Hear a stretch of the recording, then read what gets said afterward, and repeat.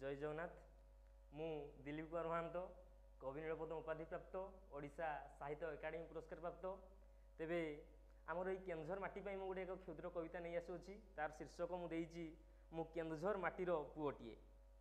जितेबाला मुझे जाऊँगी बाहर को अन्य जिला मान जो पढ़िया समय कविता मुझे लिखी जिते मत पचारे तू कौन जिलार मुझे कहे मुझे केन्दुझर तो केन्दुझर मुझे सीधा सड़क न कहीकि मुझे कविता मध्यम कहे मुझे केमी कहे ताले जे मो घर परा सेठी मो घर परा सेठी माँ तारिणी अछंती जोंठी मो घर परा सेठी माँ तारिणी अछंती जोंठी सबु मानसिक से पूरण करती सारा दुनिया तांको भल जे पाती। तेबे कह भाई मु किए मु केन्दुझर माटीर पुओटीए।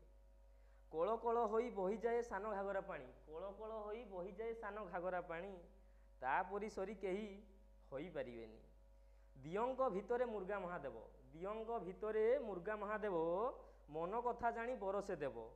तेबे कह भाई मु किए तेबे कह भाई मु किए मु केन्दुझर माटीर पुओटीए। प्राकृतिक धनर गंताघर खणी प्राकृतिक धनर गंताघर खणी बही जाए कुलु कुलु होई सेठी बैतरणी। जनजाति रे भरपूर एठी आदिवासी जनजाति रे भरपूर एठी आदिवासी बण जंगल रे बढ़ी आमे भारी साहसी। तेबे कह भाई मु किए मु केन्दुझर माटीर पुओटीए। जय जगन्नाथ।